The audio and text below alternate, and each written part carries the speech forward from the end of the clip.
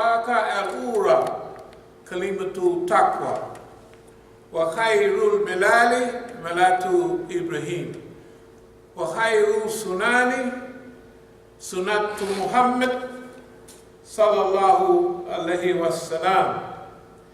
Wa ashraful hadith dhikrullah. Wa asnu al-kasasi hadha al-Quran.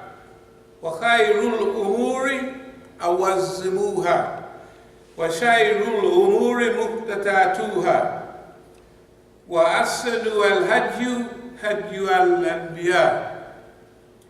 Wa ashraful maut katlu shuhada. Wa amma alama dalalatul ba'd al-huda. Wa khayrul a'mali ma nafa'a.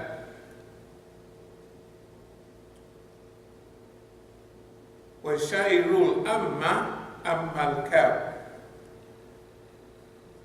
Wa khayrul hadi ma uthba'a. Wa amma alama dalalatul ba'd al-huda. Bismillah ar-Rahman ar-Rahim.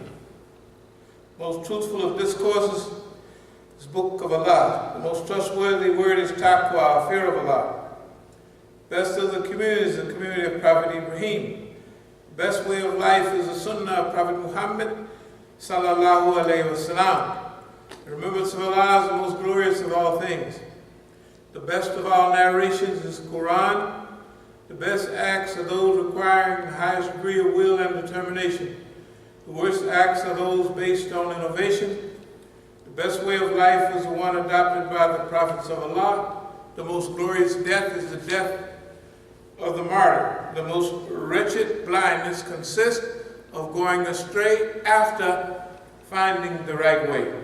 The best acts, the ones that yield benefits. Best guidance is that which people may be able to follow. The worst blindness is the blindness of the heart. Bismillah ar-Rahman ar-Rahim.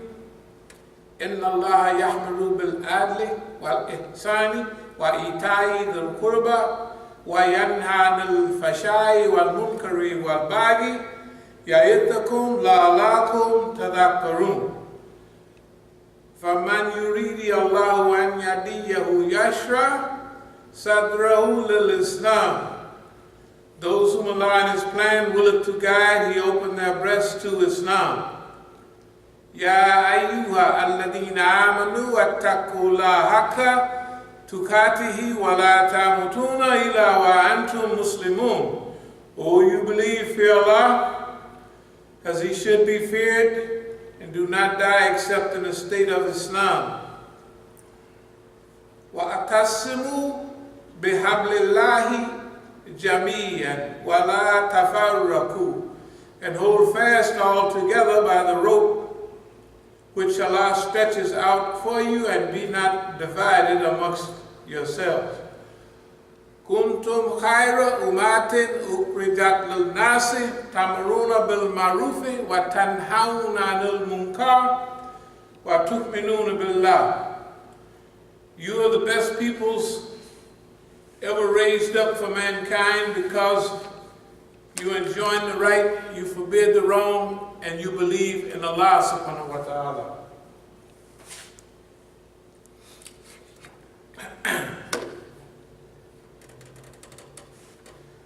By the English meaning, and we had sent out Musa with our signs, that you may take out your people from the darkness to the light, and remind them of the days of Allah.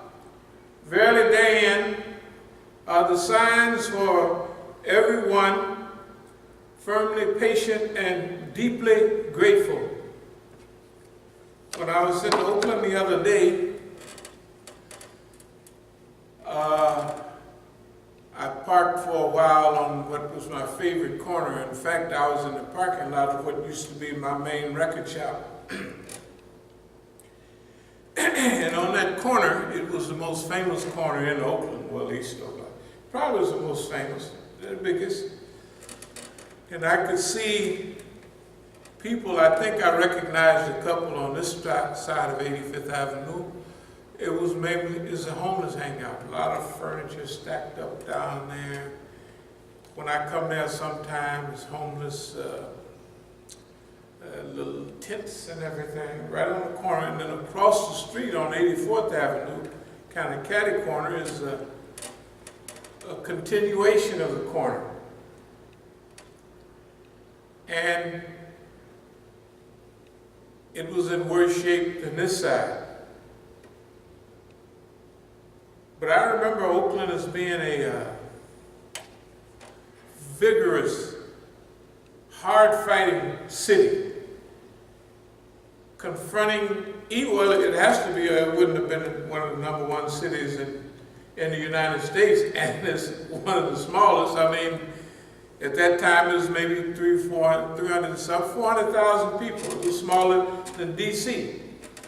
D.C., when I got here, had about 500,000 people. Oakland had 400,000 people. And you know, in Oakland, they was panicking. I remember one year in the 90s, they had a death toll, killing 62 people. And they was panicking. And I'm in D.C. I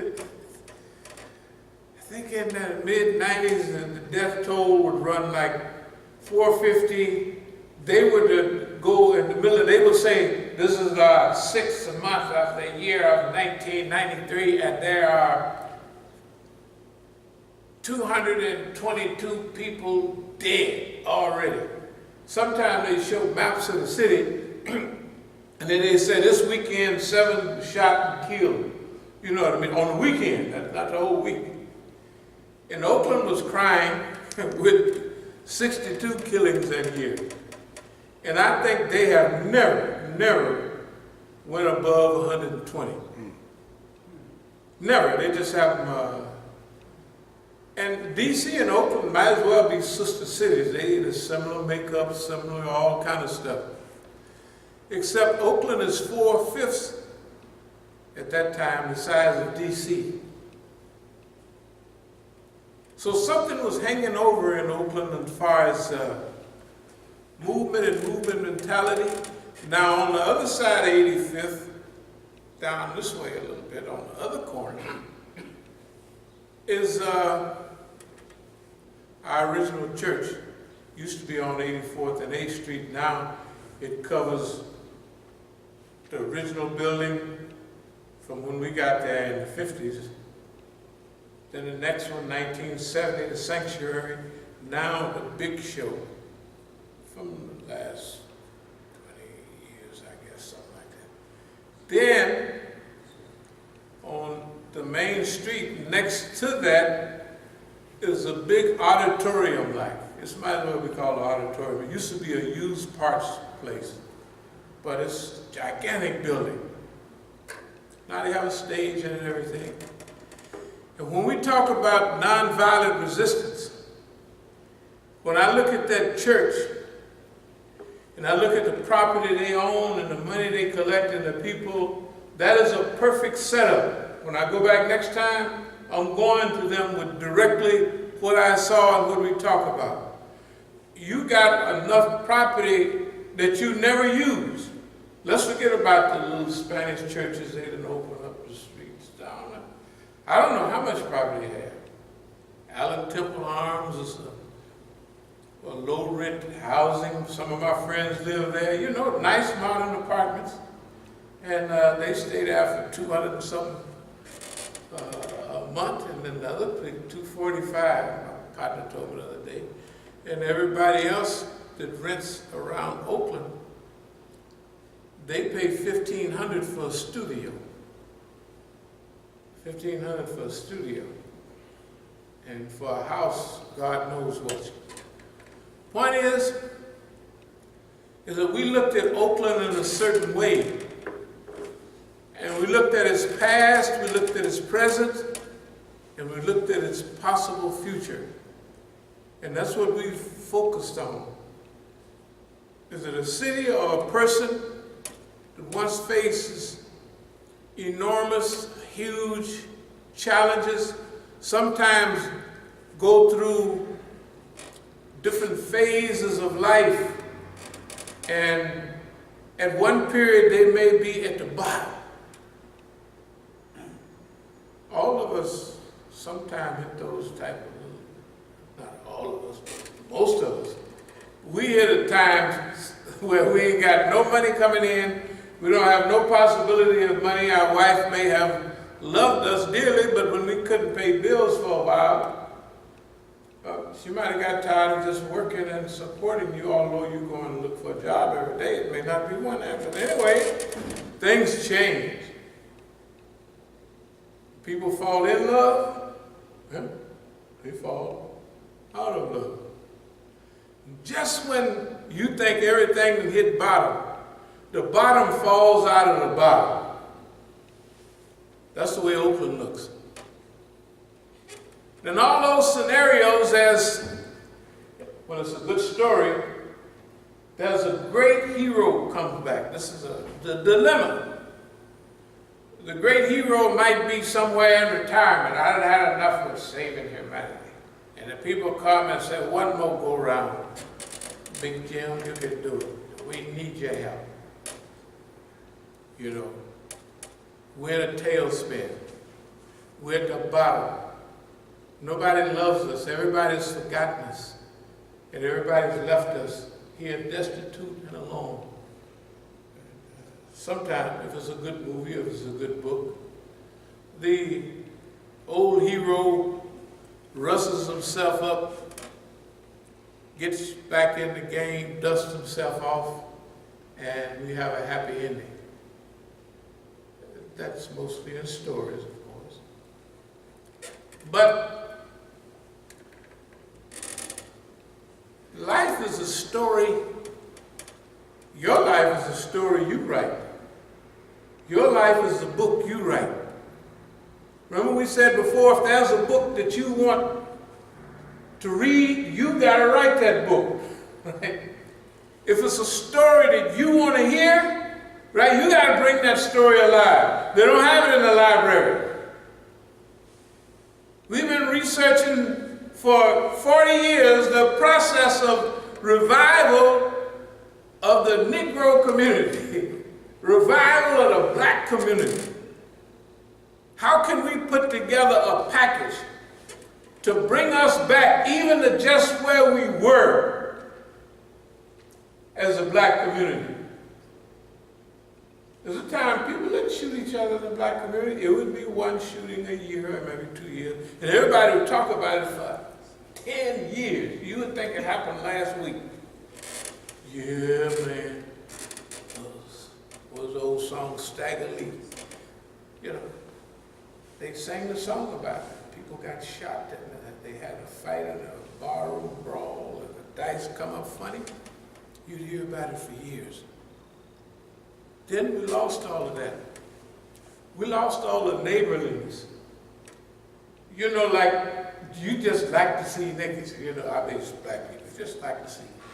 You know, it was, you travel, you could be in Montana or somewhere, and you run down and, hey, man, what you doing here? Man, I come up with, man, where you from? I've got my car broke down. I was going to look for a job, and it broke down up here in Montana. Somewhere. You're glad to see him.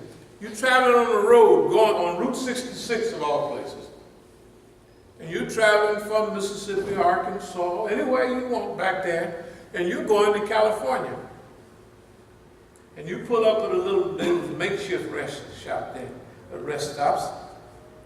You can see a group of black people there eating chicken or whatever, because you know you had to.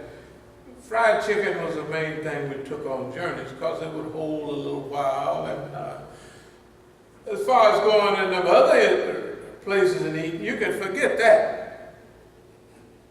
You had to get all the way to California.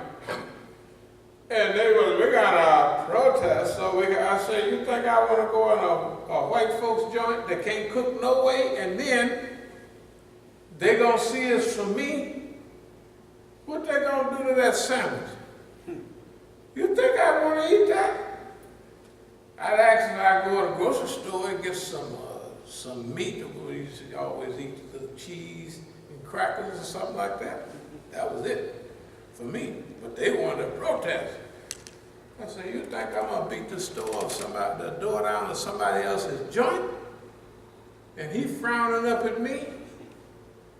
And he gonna cook my food too? Good God Almighty. Anyway, so now, this is Musa's job here. And we sent out Musa with our signs. Look around, see what's going on. That you take your people from the depths of darkness and remind them of the days of Allah. Yawm Allah is the days of Allah. For the Yahud is the Passover and all of that stuff. For you and I, they opened up some lynching museum down there. I haven't fully read about it, but I heard it somewhere down there. In Alabama, of all places. Is it Alabama? Good God Almighty. They don't need no museum. They just have to put the street sign. This here, they hung 12 Negroes here. And down the street, they hung another 6. That's the way it was. A lot of us don't remember that. Those of us that do have to remind people. We have to remind people, oppression is bad right this minute. But it ain't nothing like it was. Other thing that we remind ourselves of is our parents. And they all came from the South, and they was full grown. My father was 51 when he moved to California in 1951. What did they have to endure all of that time? I happened to be talking to my brother, and he was 4 years older. So he remember, I was 6 when I left, but I remember that everything worked. But he could relate a few more things, and I said, man, he picked up on that. I thought my brother was just an insurance slave and a huckster, but he remembers. And he would say, yeah, if that happened, Pink Booger would come. Pink Booger was the high sheriff. You could tell it was the South. Who ever heard of that name in the North? Pink Booger. That's the high sheriff. It was typical. When you think of this, was almost Hollywood, little townism stuff. It was like, hey man, they can't show it in no movie. It was so stereotypical, you know. So this Moses has to come to people now that's been working for Pharaoh for 400 years. They've been working for Pharaoh for everything they did, all their children, all their life, everything was revolving around Pharaoh. They don't have no concept of liberation and freedom, and they love God, but they love God at a distance, because in those days people thought God did you favors. If God liked you, he'd make you have plenty of rain. If he was mad, you know, remember the Bible? God is mad. All they just found in Peru a whole lot of dead bodies of sacrificed children. And they were sacrificed at the time of a great drought.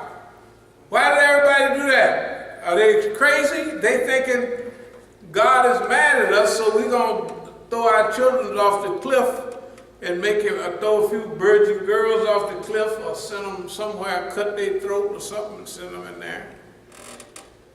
It's a serious God that need the throat-cut virgins, you know. But that's the way they was kind of a little behind the times. And make you not want to be a girl, especially a virgin. You people want to give everything away when you 6, 7 years old, because they can't sacrifice you that way. Anyway, Moses got to come to people that are way and are far gone as Negroes. They done forgot everything. It's like when you in Oakland right there, when you in D.C. right now, don't nobody hardly remember 8th Street or nothing, what happened over there. They don't remember the rebelliousness in D.C. and the drive for freedom right here in the district. Right? Everybody that got a job or haven't had one in so long, they done forgot about everything except food, clothing, and shelter. They ain't thinking about nothing. A long lost love. Man, I used to go with her back in the 60s. And she just died. That's all people think about. Right? Now here's Musa alayhi salam, he got to come to the people and remind them of the days of Allah. Remember how you got here, homeboy. You got here on a ship packed like sardines. And every time they let the people up for a little air, anybody that could change everybody, they would jump overboard and drag all the rest of them with them, and everybody was glad to go because those conditions were, they don't even call them humane. You packed like sardines stacked on each other. The ones go to the bathroom up there, go to the bathroom on you. And it all stays right there in the ship. And they don't feed you nothing but garbage, and then when you get over here, you ain't got nothing coming. You got to remind people what you've been through. And that you're not like a drunkard or a dope fiend or some coward. You have stood the test of time and more than anybody in global history. You said that, boy, really exaggerated. Well, you think so? Name me a people. The Jews said they had a few million of them killed or somebody. Well, how many niggas you think they done lynched and burned and whipped over here? And just generally worked to death. Just worked to death. After 500 years of the hot Georgia, Mississippi sun, worked to death. Can't stand up for your women, your wife and children. This is my wife, this is my child. Bring that girl here and I'm shipping you over to Bowles Plantation. And that's your wife. Can you say anything wrong? Absolutely not. That's strange. What about your dear little child? A lot of people wonder why black people in a certain part of history were detached from their children. They were detached because they couldn't do nothing for them. They couldn't. How can they love them too much? Of course, we overlove them in turn. But the boss man can take my wife, my children, and sell them anywhere he wants, anytime he wants, and I can't even say I don't like it. I bet not say I don't like it. And you come through that, you got to remember the days of Allah. You got to remember our historical context. The one thing a Jew always knows, he got his history of the Jews down pat. They got people that can recite it over and over again, and they have Passovers and everything to remind you and to remind themselves who they are. But suppose your language is stolen from you. Your culture is stolen from you. Your language, your religion, everything that makes you a human being. When a Korean, a Pakistani, anybody, somebody from Africa come here, why he go and in 10 years he got him a shop or a 7-Eleven or something, and you don't? Because he has 2,000, 3,000, 4,000. He come from China somewhere. He has 5,000 years of history in his genes. Nobody have to teach him what parents do. They already know. It's in their makeup. Isn't that right? Suppose you couldn't practice that. And we've been over here, it says 550 years. Supposing for 500 of those years, you couldn't practice none of the true stuff about family. You couldn't protect your family. You couldn't do nothing. You just here, right? Working. Then they call themselves letting you go, and now you're supposed to be a responsible human being. Well, we did a good job, because in 1935, 76% of all African Americans were in two-parent households. 1970, it was 70%. 1980, it was 30%. In 10 years, that dope flipped the whole number upside down. Upside down. In 1970, 70% of us came from two-parent households. You ought to study your old people. Well, I did tapes of my father, especially several of them. Because he was born in 1900. When he was born, I was 35 years out of slavery. My grandmother was born in 1871. So did nobody want to hear all that stuff they taught? But I was a lucky little kid. I just sit there and listen to them like big stories. So out of the family, I can relate all of that stuff. Why? Because I was getting to forget it, so before my father passed away, I taped it. All those great stories you see on movies, every black family had them. Well, after slavery, they searched all around. I don't know, I got on this side, but anyway, that's where I'm at, so let's roll with it. They searched for their family. One of our family members was in 1913 or something. That must have been 45 years something after slavery. They were so happy to see each other. One of them dropped dead on the spot. They've been looking for each other for almost 50 years. Because that's what slavery did. It broke if you know the history of your family, we was in Alabama at first. Then the white folks come down there, the ones from up here, they moved us to Louisiana. As far south as you could go without going into the Gulf of Mexico. Why? To keep the institution of slavery. So when everybody was freed, we was in Louisiana. Some went to Arkansas, some went to other places. And when we stumbled up on each other, I look at their skin. All these little marks. People say that's cancer, but all my family got them little black marks, you know what I mean? Moles. And I look at it. One relative, I ain't gonna change the story, but we was in Arkansas at a family reunion. Sakina was just born. She was the youngest person in the family reunion. So my oldest relatives, my uncle, he was telling a story. He said, our family moved to this city, that's Pine Bluff, Arkansas, in 1907. Oh, that's a while ago. And Sakina was a little baby. Let's say that's 20 years ago.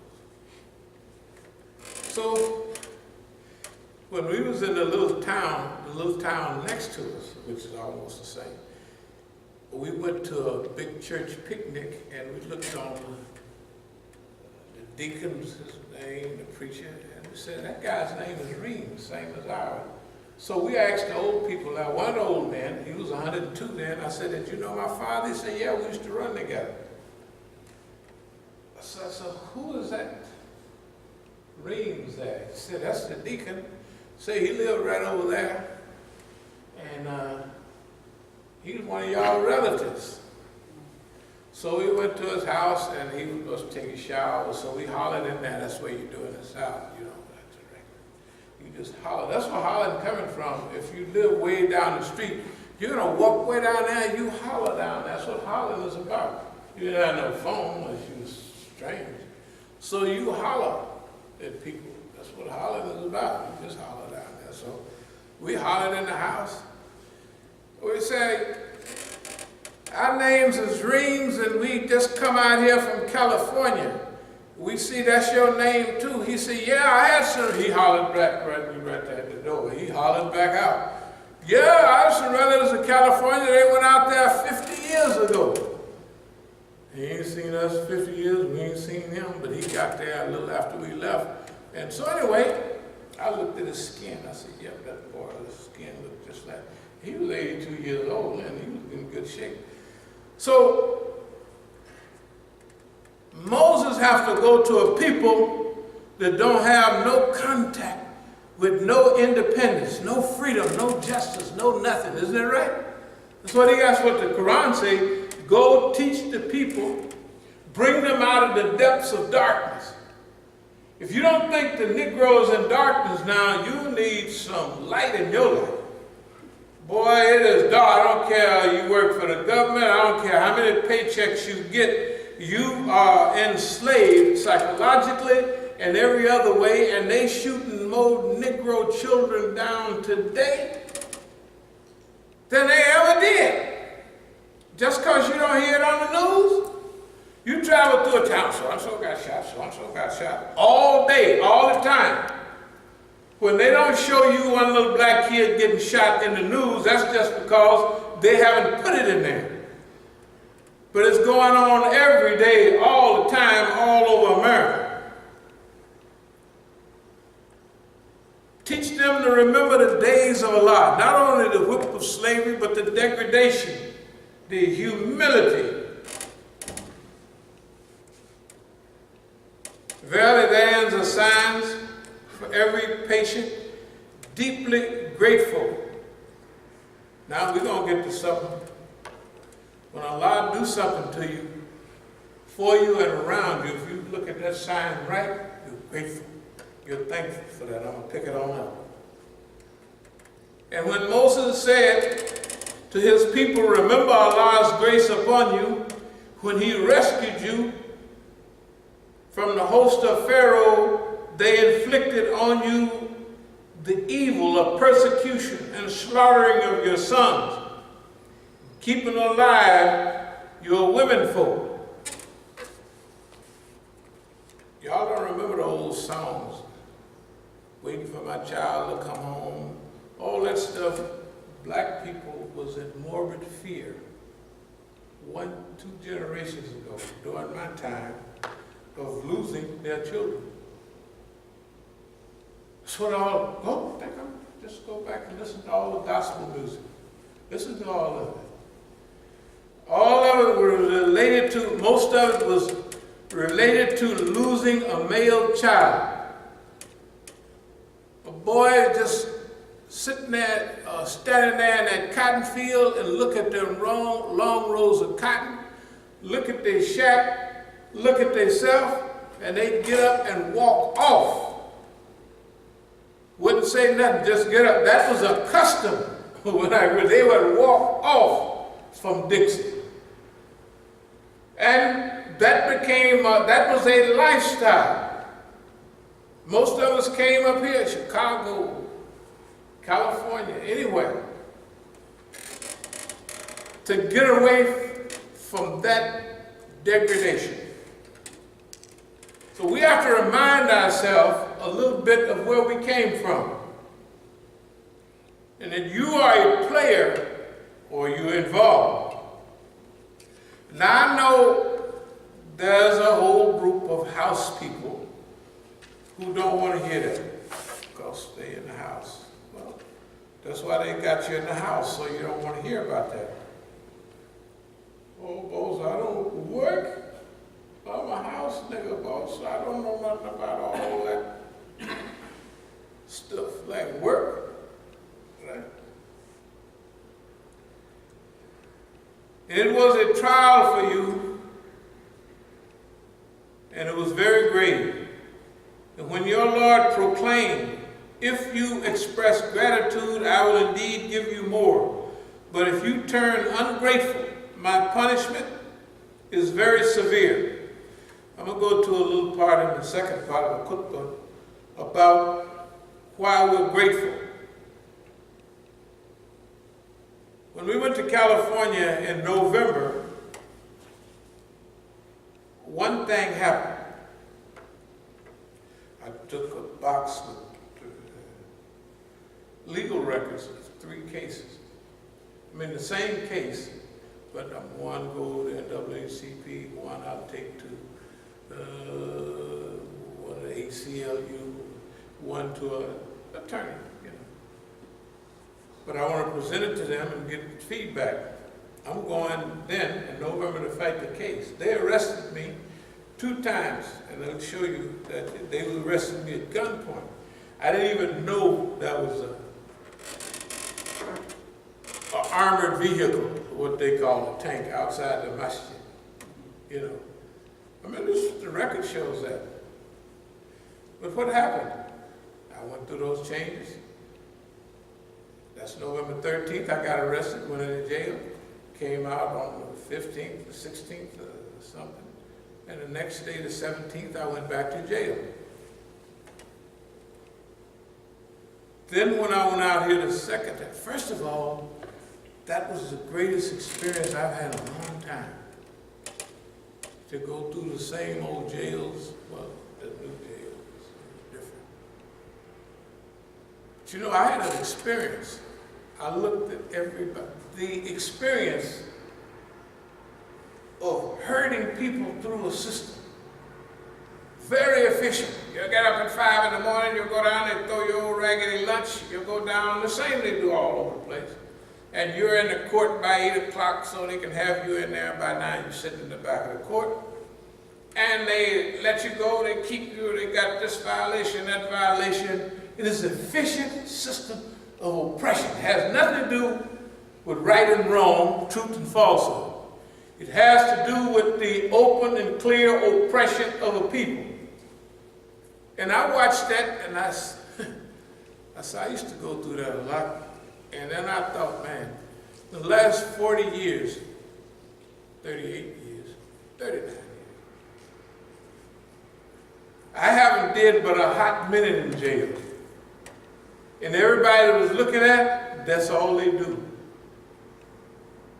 When I left them 40-something years ago, they was doing that. And they died doing that. Most of them, because you only see a few old timers that last that long. Then I thought about the gift of Islam. Man, if I wouldn't have accepted Islam, real Islam, I would be doing that. I wouldn't have been all over the world talking to everybody. Everywhere. Pakistan, Turkey, all over Africa. And I wouldn't have started nothing like that. You know, people think we're poor, but we have 8 pieces of property that we own in D.C. You know how expensive property is getting? And we come out here, nobody wanted to come to Southeast. Now, they writing stuff on the property trying to get rid of who? Us. We own 8 pieces of property in D.C. You know, most people don't even own their house till they 70, 80 years old. And we said at the beginning, no, if we get it, we're going to buy it. So we're debt free. We don't have no debts, and we own 8 pieces of property here and quite a few in Oakland. Debt free. Actually, we're the richest niggas in D.C., to tell the truth. Right? I mean, out of the senators and individuals. There ain't nobody in D.C. I know that own, the church might own a big spot like this. Right? But half of them still paying payments on it, or raises and I'm just telling you. Well, then why are we so grateful? The second trip that I went to Oakland, they studied everything in those boxes. Legal stuff. And when I went to court, they filled in all the gaps for me that was in there, as though they studied, this nigga here is getting ready to do this, this and that. Now let's fill in, I'll show you, not too deeply. They filled in everything that we needed to go to the big court. They filled it in for us. So we're grateful for that. We're grateful for everything that happened to us. And that's what the Quran says. There's another thing. He said, no censure is on you today. May Allah forgive you, and He is the most merciful of all who show mercy. La tatrabu. This is Joseph and his brothers. The ayat before they say, you must be Joseph. You're talking all that stuff. You must be Joseph. Joseph, yeah, this is me. It's Joseph. That's my brother right there. And I remember when the shaitan got hold to y'all. That's what he says, right? And run y'all crazy. And that's what it's all happened. But he says, la tatrabu. That's no censure, no reproach.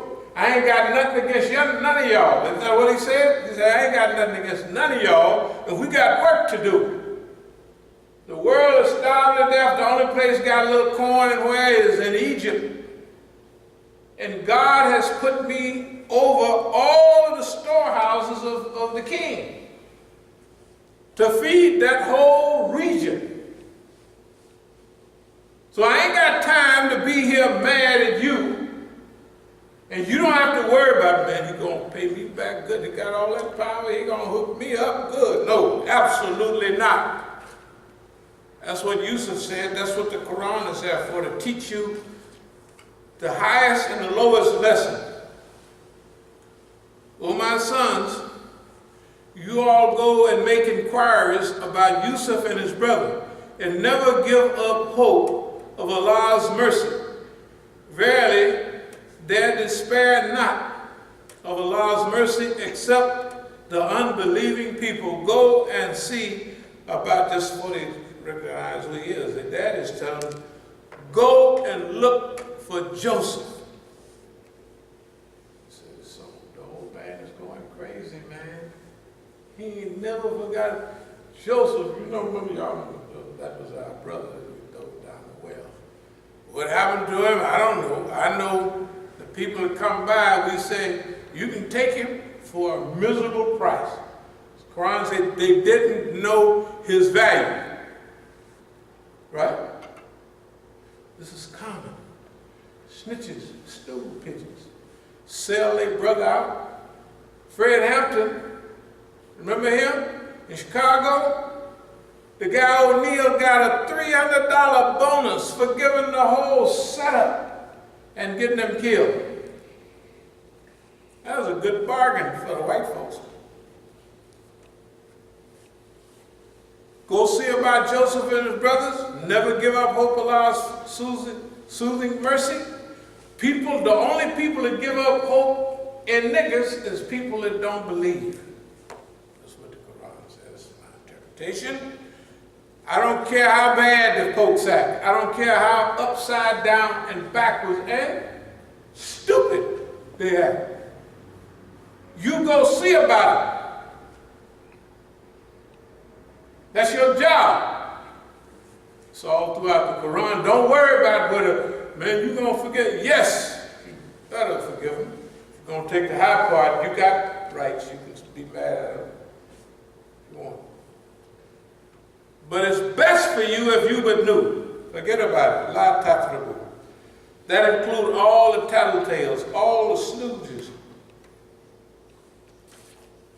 Oakland, D.C., and all that. We'll finish the second part.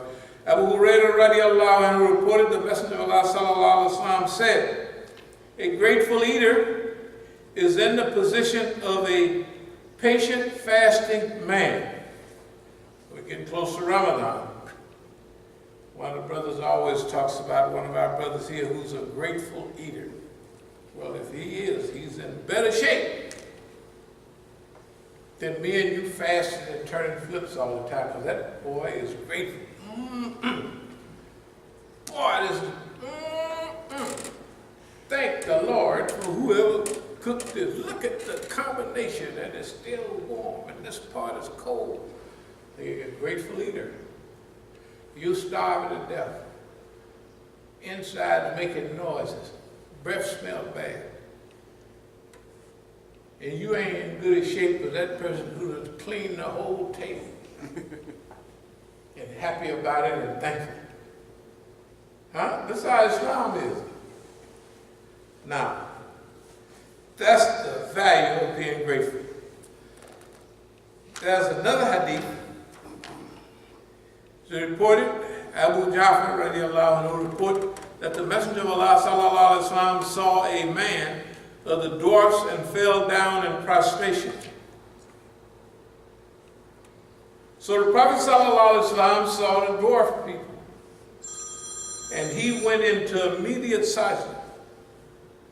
He didn't blame them for being dwarfs. He just said, thank God I'm not one of them.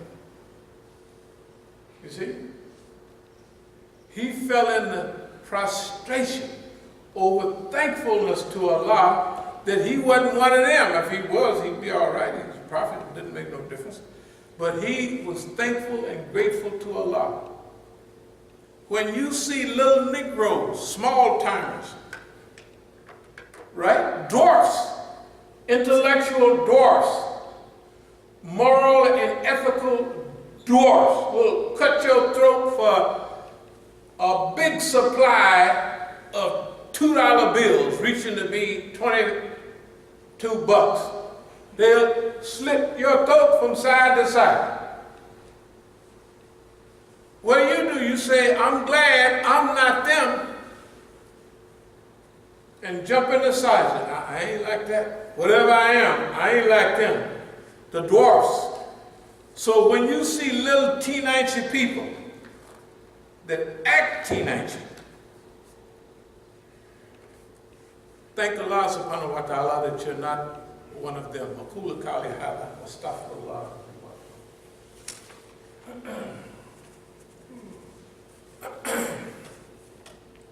Bismillah ar-Rahman ar-Rahim. Alhamdulillah bil alameen. Dear believers, I'm just going to try to be quick about some of the stuff. But the first thing is, of course, verdict of the jury. We, the jury, find dear Clarence not guilty. That's on the 419. That was nice. Now, I will have one of our attorneys here go in and get the transcripts of the trial and some of the other work, all the discovery and stuff like that. But I have several pages of motions, and I just want to read a little bit of some of this stuff to you, so you'll get an idea. This November the 13th,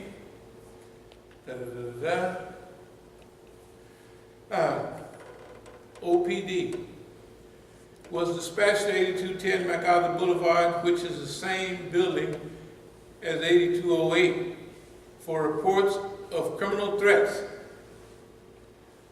Information included that suspect Reams had been making threats to RP, whoever they are, on a YouTube video, and that secondhand information placed Reams in the Masjid at the moment. Further information said that the suspect is known to have guns. He has 2 shotguns in his vehicle and drove from DC to Oakland.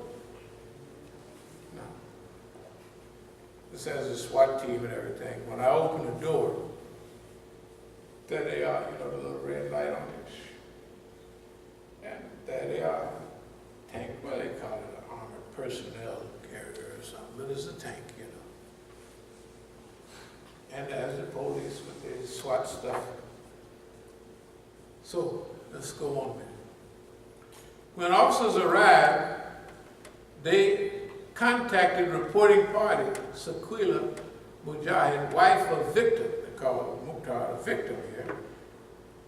She informed officers that Reams had been threatening her via social media, that Reams was founder of the Masjid, but that he had been voted out January 20, 2014 by the board of directors, and showed the officer a letter indicating as much.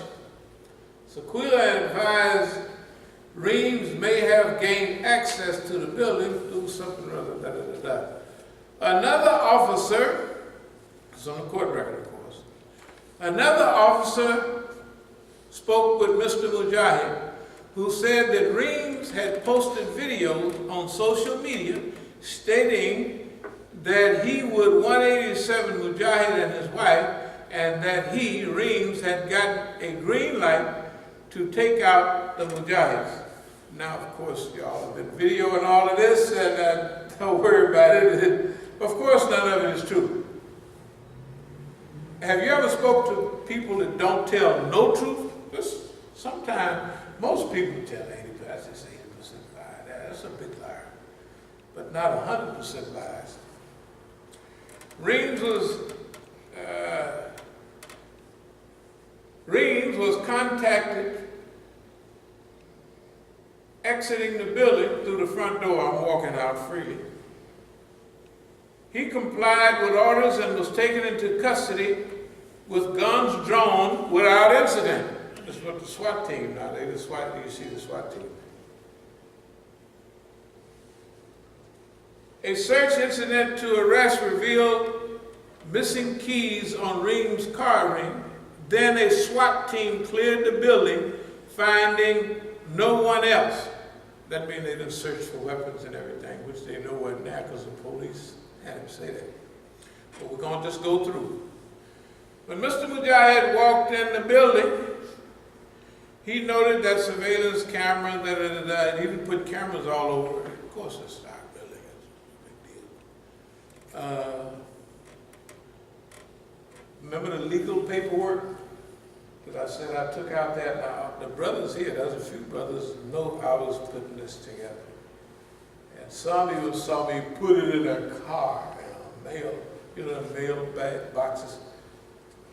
And that's what I'm going out there to challenge the government with. Mr. Mujahid,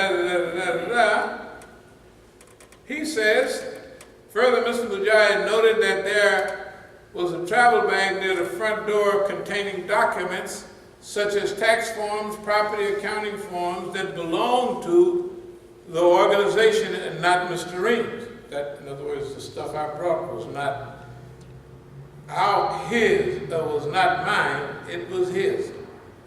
The police department notes that the forms did not have Reams' name on them, but did have Mr. Mujahid. Out of all the paperwork they found, probably 50 with my name on it, and one with his name. So they gave him my property. That's why, remember, the girl is calling and saying, yeah, I researched your papers. Our papers. And the papers didn't say such and such. And I stopped the program. I said, hey, you ought to have more sense than that, child. And say publicly that the police gave you my papers. But that's why we're so grateful. I'm telling you. They checked everything out, and so in order to sue in the future, you need to do this, that, and other. They put the package, you'll see in a minute.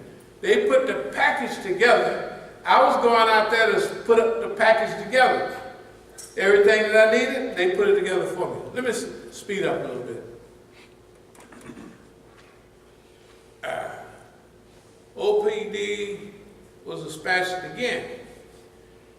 En route, the CAD advised them that Mr. Reams had a prior, 602. He threatened not to cooperate next time. Is an ongoing dispute with Masjid al-Islam members that there was a previous arrest of subject with a gun here before, which is incorrect, as a result of the dispute. That Reams had nailed the door shut. Okay.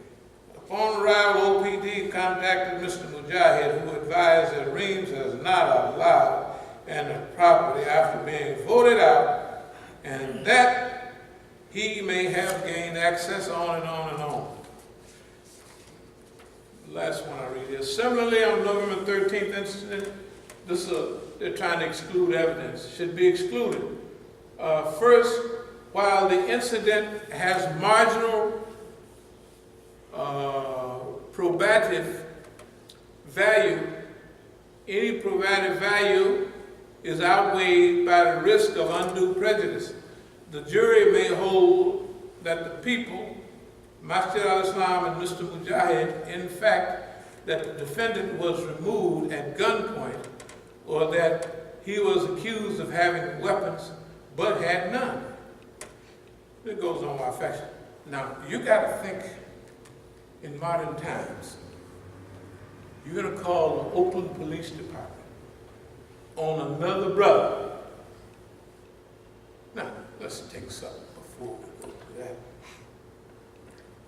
There's a contract that some of you might remember, but this is a 1996 Masjid al-Islam resolution, Philadelphia, Pennsylvania.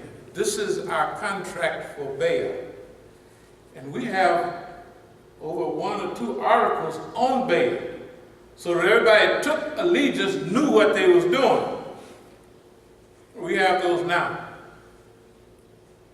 But number one, we resolve to take Surah An-Nisa, ayat 59, as the guiding principle of our actions. Oh, you believe, obey Allah and obey the messenger and those charged with authority among you. If you differ in anything amongst yourselves, refer it to Allah and His messenger. If you do believe in Allah and the last day, that is best and most suitable for final determination. Everybody that had bay'ah, now I want you can't see it from here, but the biggest John Hancock on this is Mukhtar Ali Mujahid. So that's the biggest one on there. This is a contract, a legal contract. What does it say? We, the undersigned, that's other ayats involved, but we take ayat or Surah An-Nisa, ayat 59, as our guiding principle. Atiullah, ati ar-Rasul, wa ulil amr minkum. That's what it says.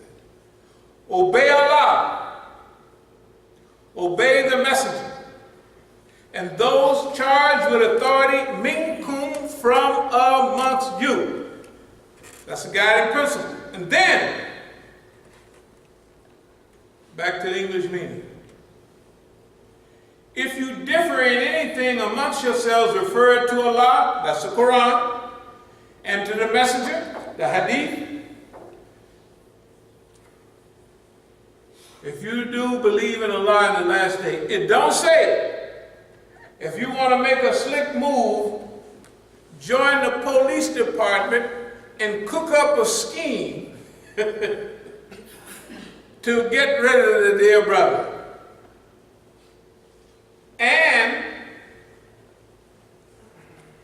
call the Oakland Police Department. One of the killers, LA kills more, but Oakland's pretty good at killing black people. Now, the citizens called on this, there are weapons, high-powered weapons, and this masjid.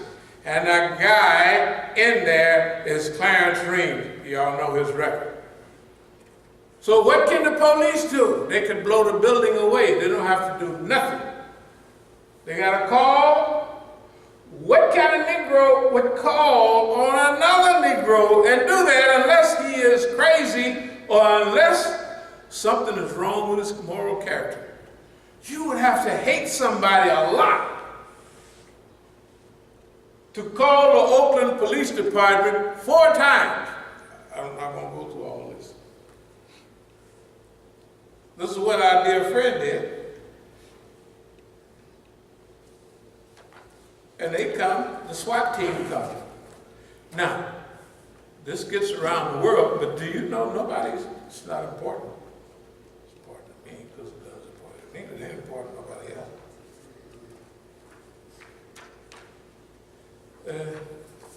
All these happen to be legal documents. I got everything I could legally and gonna get all the rest because they hooked it up for a brother. Transcripts of reporting, I don't have to read all that. The jury, before, this is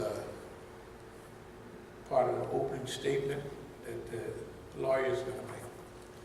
This is a case about a property dispute, about a power struggle. The DA's star witness told you that himself. He told you that the Alameda County civil courts threw out his case. His request that Clarence Reams be forced to stay away from the mosque because it was a property dispute. So when that failed, Mr. Mujahid called the police and is trying to use the criminal justice system to win the property dispute. And the truth is, by asking you to convict the DA is complicit in Mr. Mujahid's misuse of the criminal courtroom by asking you to convict. He is asking you to criminalize a person over a civil matter. Well, I jumped up right there in the court. I said, hold it. I said, this is not a matter of property dispute. This is a matter of the Oakland Police Department hiring a Negro. And then I took out, started showing pictures. I said, you think this is a property dispute? I said, that's the sharpest nigga in the United States. We don't have time to explain. This is the way we feel about the system, how to punk the FBI. You ain't never had no program called How to Punk the FBI. This is to the jury. This is before they choose the jury. I said, look right here. So this is Farsi, by the way, one of the top people in the probation department was an Iranian. One of the brothers here called a Dolly Parton. An Iranian with breasts sticking all out of the stuff, coming to befriend me, take pictures of all of this. You know, so and so, to read all this and explain to them what it says.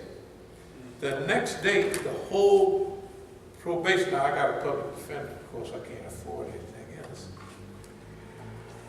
And I said, look at here, revolution from Egypt, judges saying, sit down, Mr. Reed. This is my courtroom. I said, this is not your courtroom. Of course, you knew he was going to say it. All judges do when they get mad, right? This is my court. What I say, this is not your court. It's a mistake. This is the people's court. You ain't no dictator in here. Guess what I'm there for? That's a misdemeanor, dear believers. And they got to hold, I can't get, if I get convicted, I can get at least a $14 ticket. At least. Right? This is a misdemeanor. 602, trespassing, like somebody walk on the property, I call the police, this guy is standing on my property. I ran this one real quick. Revolution from Egypt to the Americas, Oakland, and I say, you know these people, this one is dead. This one is dead. This one's in prison. Y'all don't remember who he is. And what's my picture doing here? This is what I'm saying to the jury. This is not, and here's a Negro from East Oakland. Here's what the presidents, and y'all can't even meet nobody like that. I say, you look back here, that's the head of the Palestinian movement. You can see that's the Sudanese movement. All of us tell about the turbans. I said, that's what it's about.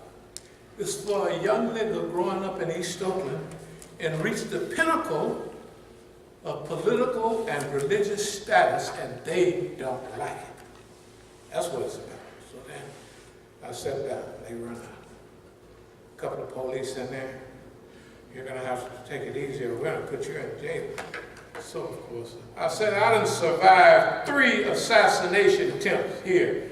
You think little old stupid jail? And I say, you from the sheriff's department. It was your Sergeant Sansucci. So they got all quiet, because the public knows this is true. See, the public, but they gonna try to keep it. You know how they do? You can't bring that in the court. Well, here's what I'm doing. I see everything is fixed up before.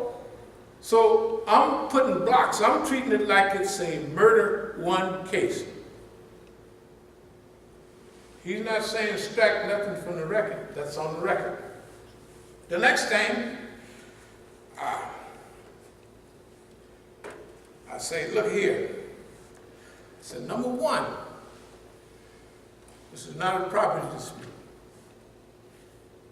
And I said, I want to fight my own case, pro per, because when I was in Reno last night, coming to coming to Oakland, this lady called me and made suggestions. One of her suggestions was that I turn over freely everything to Mr. Mujahid, and you go on back to D.C. You got all that stuff back there. Why don't you just go back there? I said, I don't want her as attorney. I want to fight my own case. This is a motion. Under such and such a law, you have a right to that, but I deny your motion. Great, thank you. I don't care what happened, because he denied a valid motion. Okay, I can't have that. I don't want her as my attorney. Miss Vilkin, whatever her name is. I don't want her as attorney. She's incompetent and not on my team. So the DA gives his credentials. And the white lady says, well, I said, Stanford, law, and Harvard. And I clerked for Judge Mulabula, one of the biggest judges around. I forget his name. That means, well, what is she there as a public defender for? White girl like that is scheduled on the Hillary Clinton track. She clerked for a big judge in the California Supreme Court, might have been the U.S. Supreme Court. Harvard graduate, top of the class. Stanford as a backup. Y'all know Stanford is California. So just so you know. Those are the best credentials you can get in the United States in law. Was it impressive to me? Absolutely not. The whole court looked like you got a PhD and that was a 4th grade elementary school. Drama going on. So the judge denied my request for incompetent attorney. So what does that mean? That means I done already, if I happen to lose, I done put 4 or 5 concrete things in position for a new trial. But I'm just doing that because I'm treating everything like a murder case, like everything is just... 2 white boys, one was from Berkeley and the other one from As-Sabiqun University, both PhDs. So you know when they're asking the jury, well, that you're convicted on such and such. Well, the white boy said, you have to have a pretty high bar. And then we would have to know, why are we here?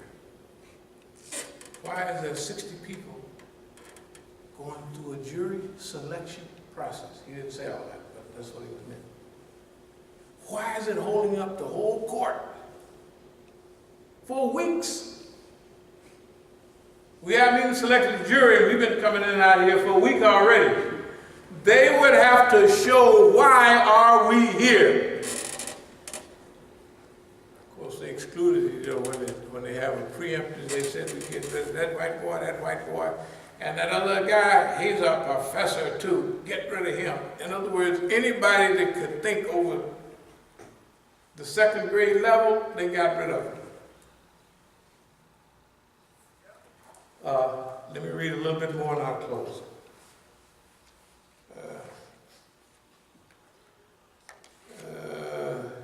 When you have a witness this unreliable, no documentary evidence. In other words, all the stuff they're doing with me. And everybody is saying you shouldn't put up with it. Everybody remember the advice, I wouldn't put up with it. No deed, no minutes, orders, no official document giving him authority to exclude Mr. Mujahid don't have nothing. And all the property has my name on it. The articles of incorporation. The deed has me on there. It has my status on, but me as the signer for taxes, you can see it right on the front of the thing. But Mujahid is working for the police, openly. Remember now, he done went to the civil court 4 times. This is what the white lady said. And you should have saw all the stuff I was going to collect about how they manipulated. Here's what the one article they had put together. The white lady said, this man put together, or his wife put together, a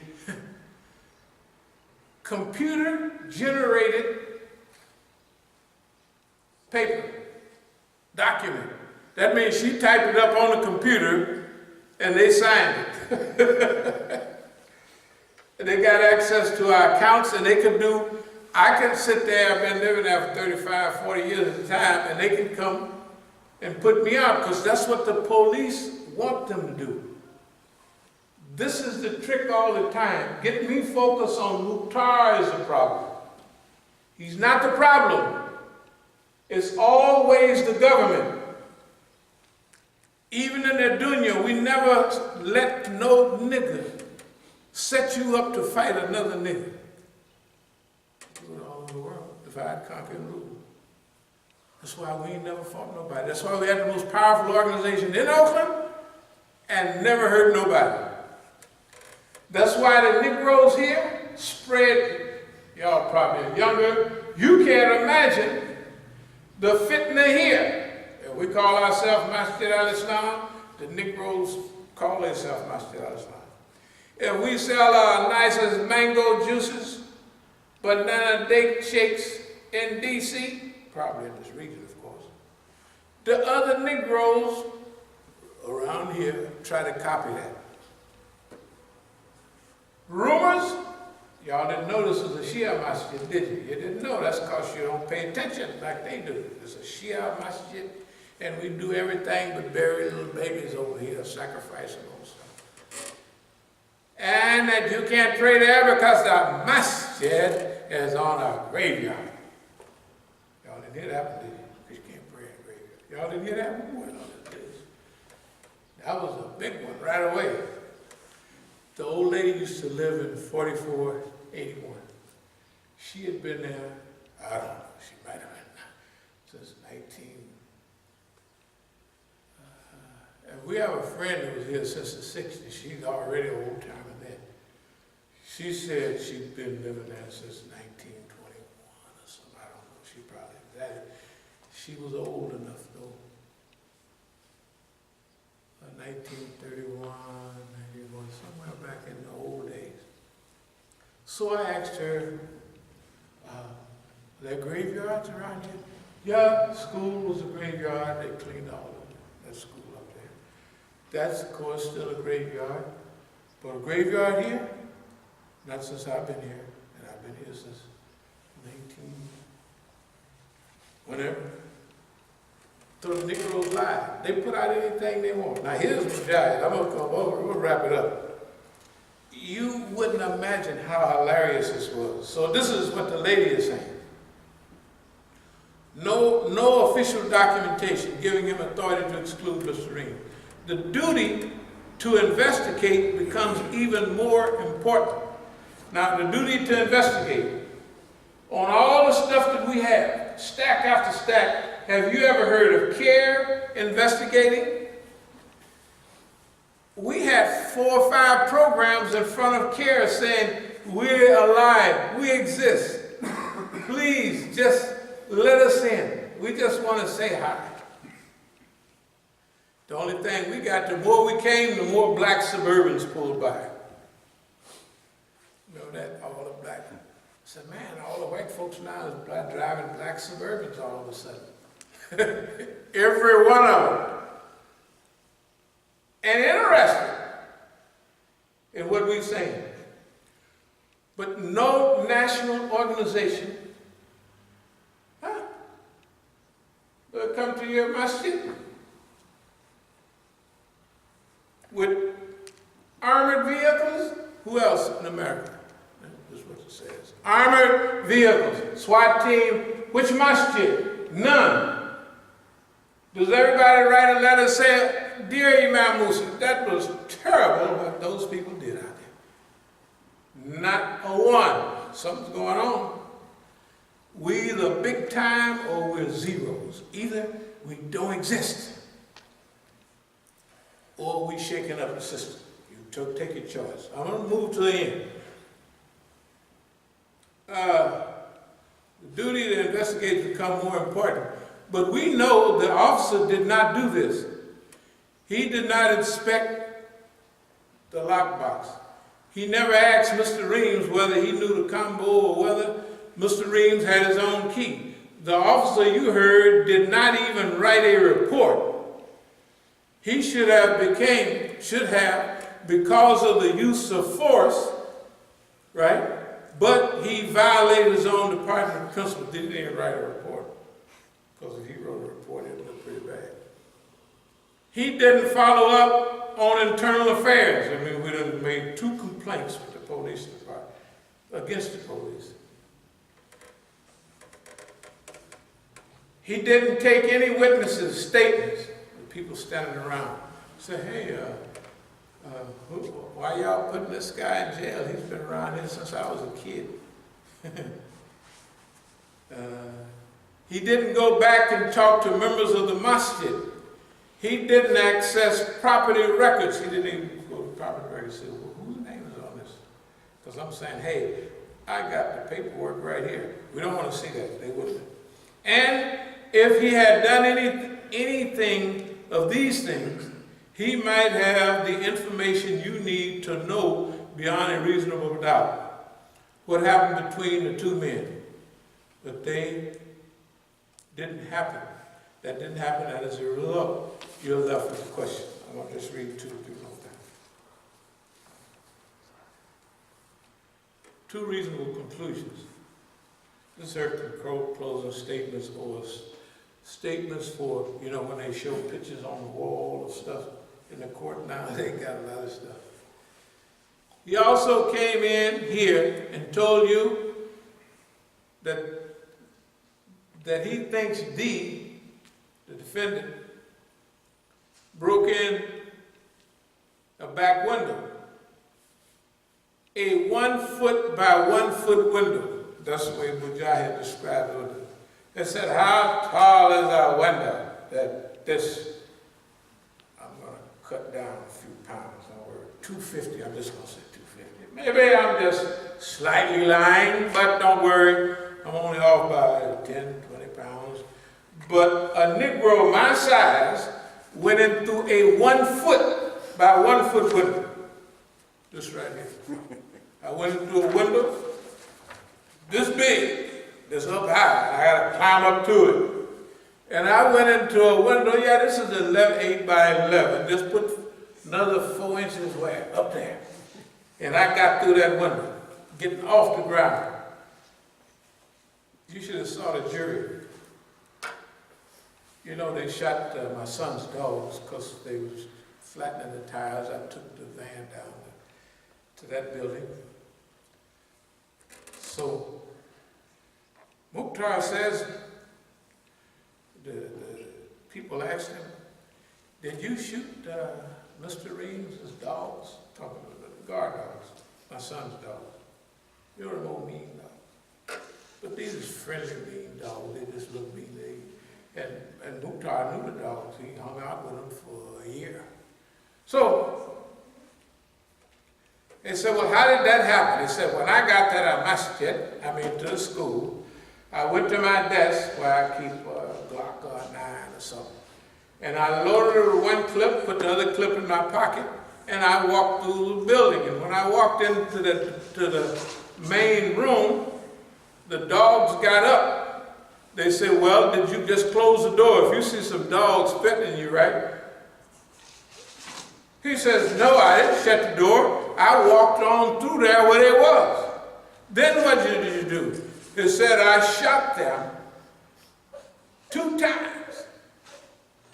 Because they found 4 casings inside the building. So if I see some dogs, what I'm going to do, if there's some dogs running around in here, right? And I look at the door, they way over here, way over there. Hey, I'm going to slam the door. Right? So would anybody else. You wouldn't walk in, what y'all dogs doing in here? And shoot the dogs. The dogs just doing what they do. He shoots the dogs, then finishes walking on through, goes out to the security gate, you know, that you can see through, they have little bars, closes it, and they find 2 more cases. He shoot each one of them again. Bam, bam. So I'm giving Jum'ah this time. When I come down, the police is asking, did you shoot? No, my son says, man, you shot my dogs.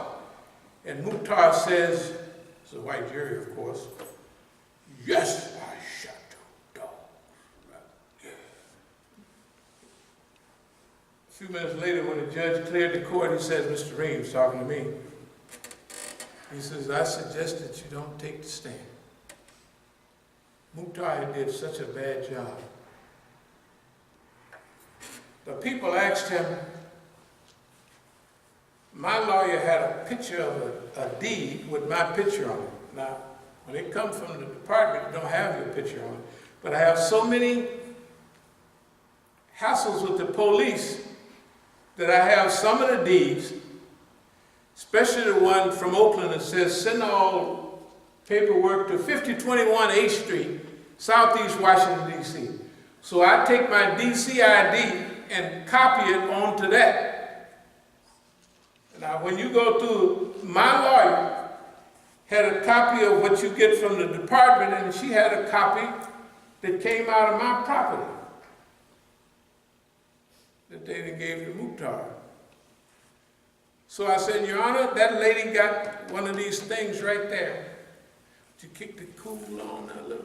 But she has a property of stuff that came right smack dab out of my own personal property. So the judge asked her, do you have that? He says, yes. He said, where did you get it? This is another part of it. He said, I got it from him, the DA. Later on that day, I'm sitting there looking at her paperwork over her shoulder or on the side, and I see a picture of a passport photo where you take pictures, a color picture of your passport, and you have them with you sometime, just in case you're overseas and you lose your passport. When you go to the embassy, they got something that they can see that's semi-official. So she had my passport photo. I said, where did you get that? She says, I got it from him, the DA. In court, the actual court, they asked Mukhtar, well, Mr. Mukhtar, where did you get those pictures from? He said, he sent them to me, talking about me.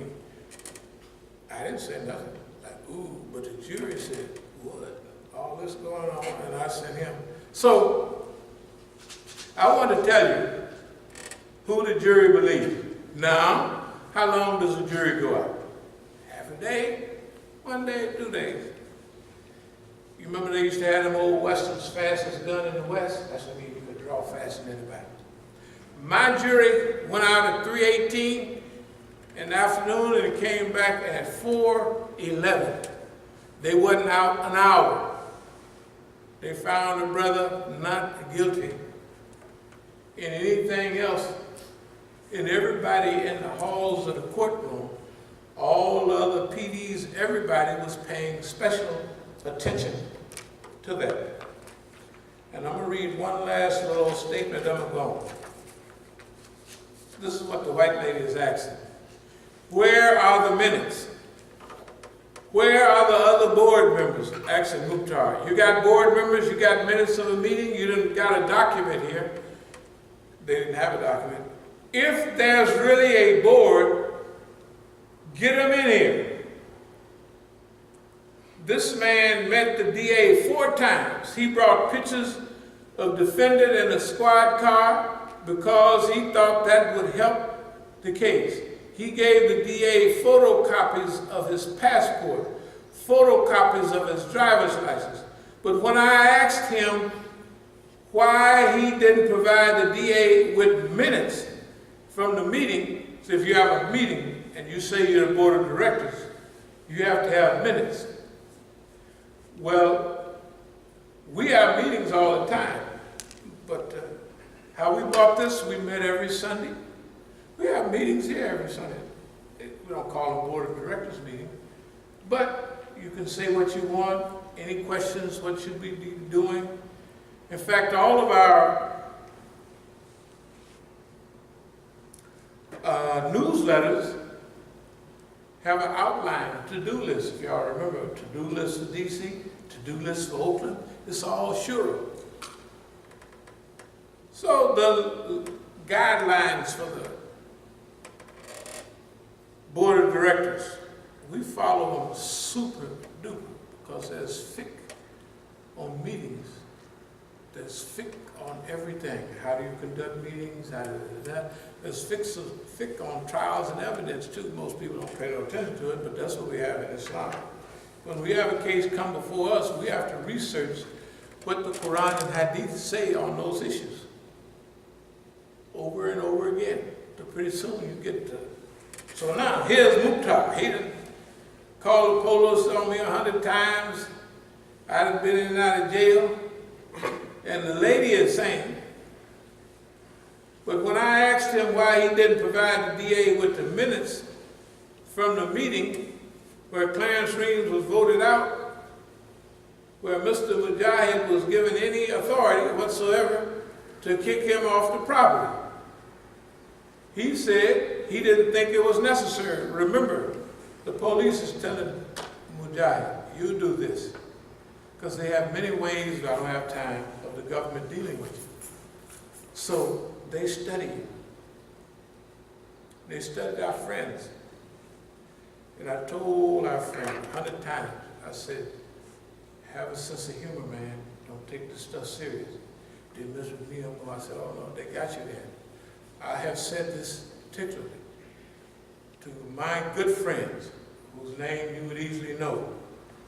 They study us. If they find any flaw, they're going to use that. Right? If you like white girls, they're going to flood you with white girls. If you like yellow girls, they're going to flood you with yellow girls. I told them I'm sick of yellow girls. Please, I don't want to see another yellow girl in my life. No more. Not a one. They fall out of the ceiling. Hey, here I am, a yellow tender. They think all dark niggas like yellow girls. So they do. I don't have no. Look, ain't nothing you can do about what society you're born in, the standards of beauty, right? You acquire them. You don't go check in. I want this standard of beauty of cutie pie. You don't do that. By the time you get a certain age, you know who looks good and who don't. You don't have no certificate. None of us, right? But we know if a girl got these kind of, if she wear a dress down here, but you can see this much, you know what the rest of the body looks like, don't you? Yes, you do. I didn't invent it, you just know. So I told him, don't get mad at nobody. He gets mad. I know he didn't do what they said. He said he shot the police because he didn't want to mess with him. He said, they can mess with you all they want till we win the rebellion. They're going to be messing with you all the time. Like right now, I got all this stuff. They can still arrest me. They stopped me on the highway coming back here yesterday or the day before. Your sticker is, your car is expired. I say, you see that thing on there, it says 418, 421. I was in California, so I'll go fix it. Well, you know, this is I said, look, man. He said, I'm not going to cite you or anything. I said, I know you're not going to cite me. You're going to do what they tell you. Well, who tell me? I said, when you pulled my name up, you just came up with driver stuff?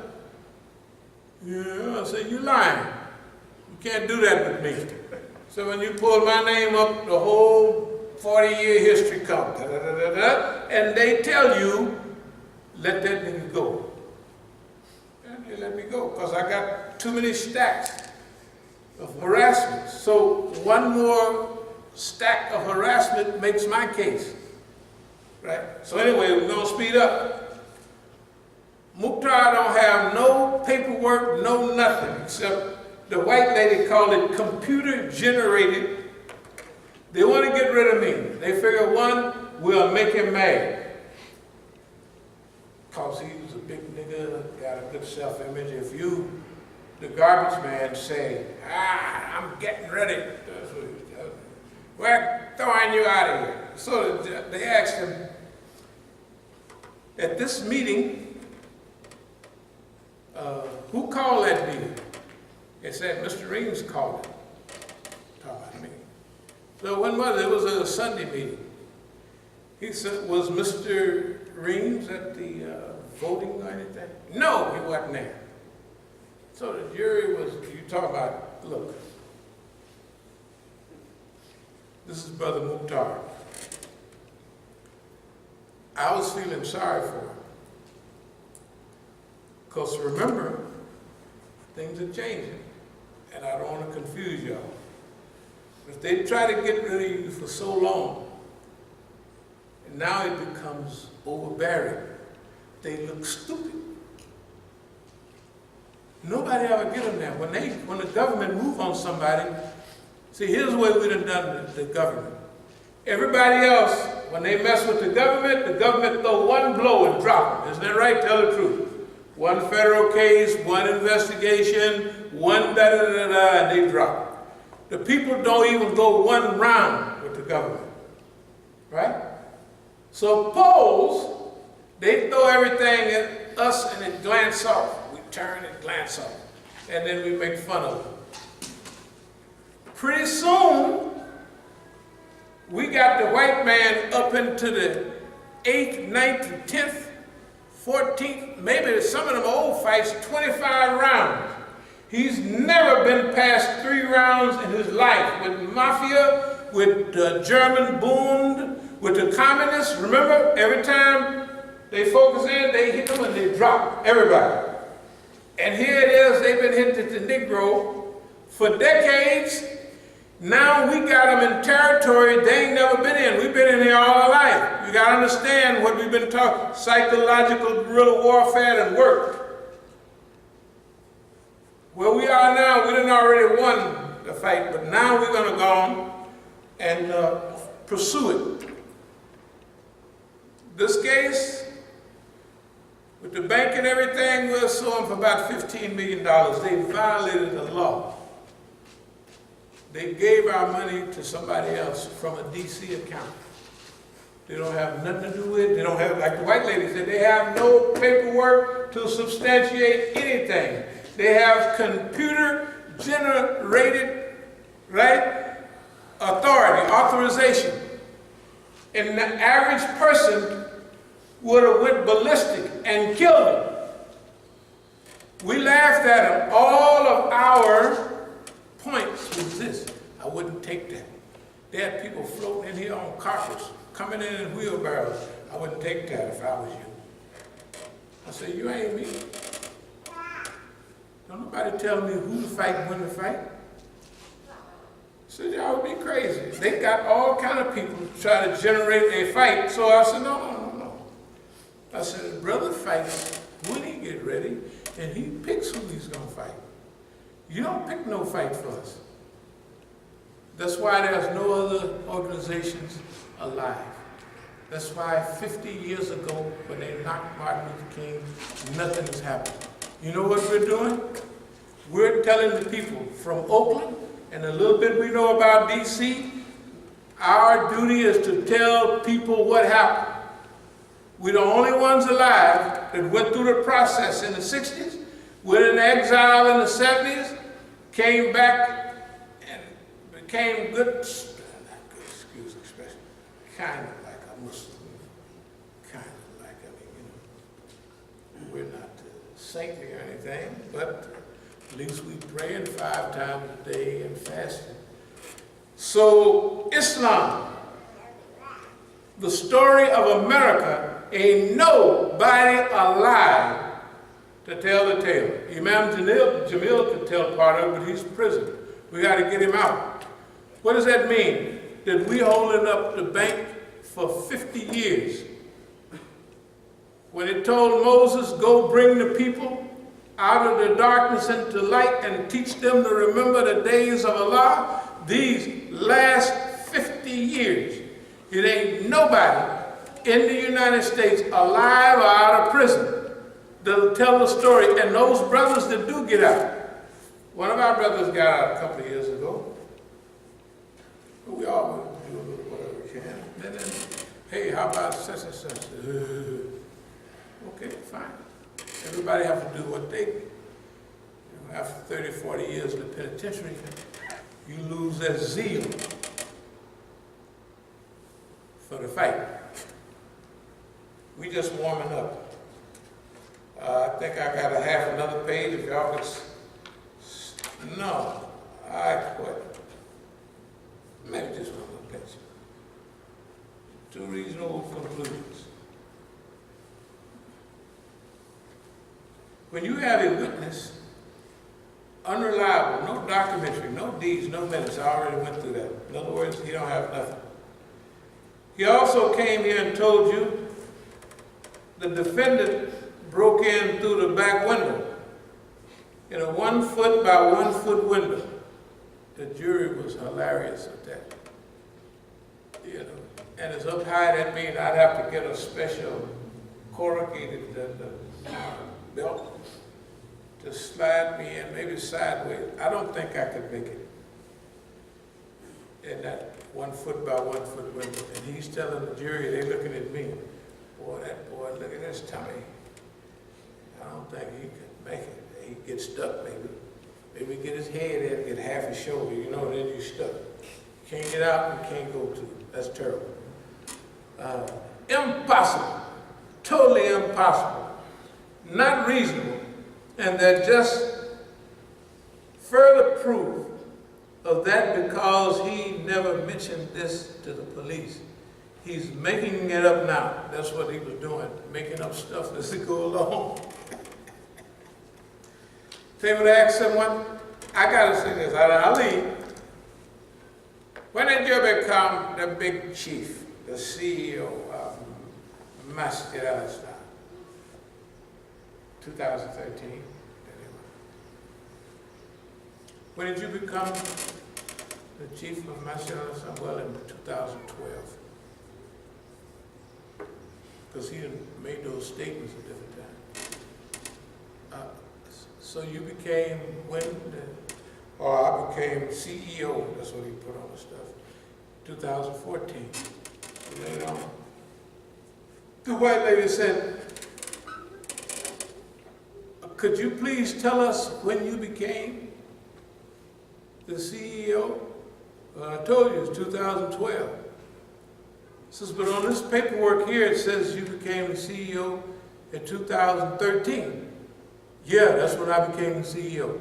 Then there's another one here, a document said that you wrote says you became the CEO in 2014, in January. Isn't that right? January 20, 2014. So yeah.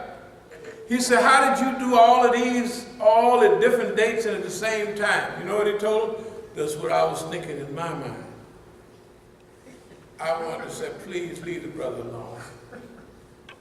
You can't imagine how pitiful it was. That's why the jury, talking about not guilty, if I'd have stayed there, the jury would have carried me away. Every lawyer in the building was watching the case, because I was watching the people coming in and out, they was taking notes. And everybody knew about the case. It was like, this is the case of the century, the trespassing. That's why the white man said, I want to know why we're here. Why are we here? You know, they get a 60 people, 45 jury pool. And them people at work, or they laying around watching TV, you know where they don't want to be? On a jury. You ever seen anybody, I can't wait to go to the jury, sit in on the jury. Everybody throw it away, hide, and they got to catch them. Anyway, the minutes. This guy said he had the minutes of the meeting. The white lady said, where are the minutes? Where are the members of the board of directors? You say you have how many members of the board? Have 6. How many members? You said we have 4 more. The lady stopped and said, please, Mr. McGuire, how many people do you have on board? There's 5 people on board. Wait, just hold it, stop, please. Don't mess. I ain't gonna ask you no more. Forget it. Just, because we got 6 people on the board already. We got 4 people on it, 4 of us decide. How many? 5 people. And it's all on the court record. They didn't even think he was lying. The white lady said, this guy is making it up as he goes. He's sitting right here, and you ask him a question, and he'll give you an answer. But as long as you don't come back and ask him nothing else, it's okay. The jury, I'm telling you, y'all know about juries. Have you ever heard of how many juries have you ever heard of about 48 minutes? And they done brought them all the cakes and pies and sandwiches, you know, for them. And coffee, they didn't even get a chance to drink the coffee. They went in, not guilty, and they called, they sent a thing we wanted to give the verdict. Not guilty. So that's the stage for our suits. They prepared a lot of our structure, and they helped me immensely, because it's been almost 40 years since I've been in a court, you know, and paying attention. That it helps us structure all of the information we have. We didn't went through overkill. We got enough stuff to convict everybody 30 times over. The last two things about gratefulness. When you get mission orientated and you get absorbed in the Quran and Sunnah, everything has a certain value.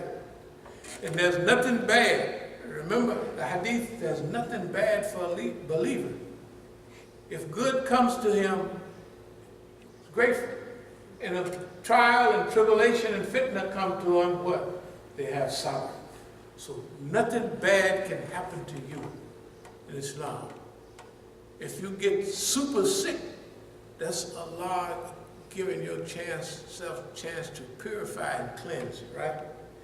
If your friends run away and hide, it's a chance for you to firm up your faith without it, right? There's no bad come to you when you're a believer. If you get killed in the cause of Allah, I've always knew this hadith, but now I can taste it better. In paradise, believers' souls are in green birds, y'all. And they asked the believer, if you could do anything else, it's fine here and all that. So what would you like? He said, I would like to go get martyred again and go through that process. Remember the hadith? That's the way it is with these white folks. Everybody, do you imagine how good it feels? Everybody is afraid of the white man, afraid of that cracker. And we call them a bunch of punks and sisters. Everybody is afraid. Well, they act like they're afraid. Don't nobody say nothing to them. Ain't nobody lost their job over no. Ain't nobody sacrificed, right? So you would think that everybody is afraid of that sucker, right? And everything he do to you bounce off and it hit the wall and knock the wall down. It don't bother you at all. If that ain't something to be grateful about, hey, we're not taking no chances. We have a standard thing. We say when all this stuff happened, to us or somebody else, I ain't doing nothing wrong that I can think of. I like all this plan is wrong. That we do wrong, but it's not systematic plan are wrong. That's where forgiveness comes in. Dear believers, we're going into a new phase, and thanks to the Europeans, that we believe we're going all the way. We done already won. And the last thing, that's our job for America, to help the people of America understand the truth. If they have to get truth anywhere in this society, they're not going to get it. That's your job and that's our job. As we evolve Islamically, then we'll be able to do that. This is our time. O Allah, we seek thy refuge from anxiety and grief. We seek thy refuge from lack of strength and laziness. We seek thy refuge from cowardice and niggardliness. We seek thy refuge from being overpowered by debt and the oppression of men. O Allah, suffice us with what is lawful. Keep from us what is prohibited. With thy grace, make us free from want of what is beside thee. Ameen. Allahu Akbar.